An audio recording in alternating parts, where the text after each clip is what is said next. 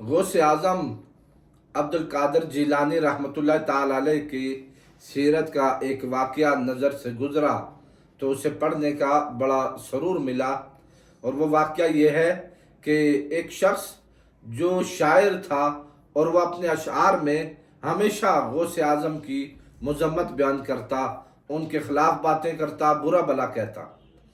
غوث اعظم رضی اللہ تعالیٰ عنہ کو اس بات کا علم تھا، مگر کبھی انہوں نے اسے کچھ نہ کہا۔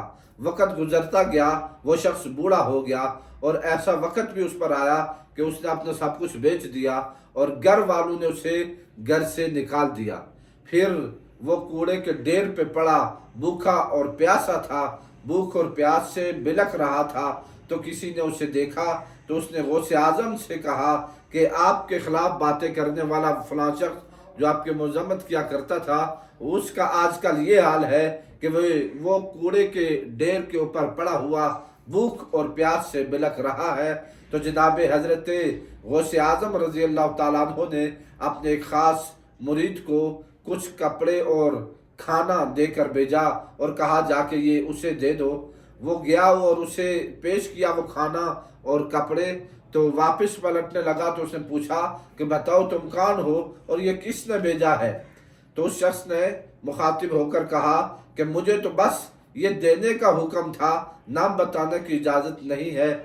تو وہ شخص واپس پلٹا تو وہ کہنے لگا تم نام بتاؤ یا نہ بتاؤ، میں جانتا ہوں کہ یہ سلوک کرنے والا، یہ کردار، یہ عادات غوث اعظم کے سوا کسی کی نہیں ہو سکتی۔ ایسا کرنے والا وہ بغداد کا والی عبد القادر ہی ہو سکتا ہے۔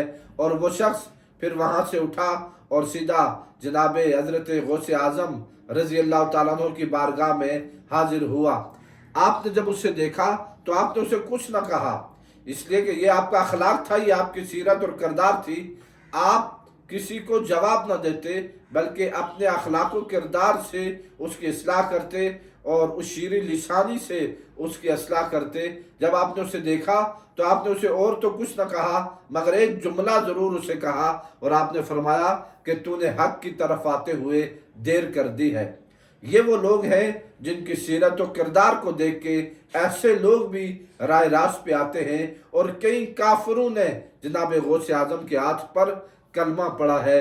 اگر بندے کی سیرت اور کردار دین اسلام کے مطابق ہو، زبان میں مٹھاس ہو، اچھے اخلاق والا، اچھے کردار والا ہو، تو یقیناً اس کے اخلاق اور اس کا کردار رنگ لا سکتا ہے، لوگوں کے دلوں کو بدل سکتا ہے، جیسے جناب غوث اعظم اور دیگر اولیاء کرام رضوان اللہ تعالیٰ علیہ مجمعین نے لوگوں کی زندگیوں کو اپنے کردار اور اخلاق سے بدلا ہے، جنہیں دیکھ کے بہت سارے کافر لوگ بھی کلمہ پڑھ کے دائرہ اسلام میں داخل ہوئے۔ اللہ رب العزت ہمیں ان پاک طینت لوگوں کے نقش قدم پہ چلنے کی توفیق عطا فرمائے۔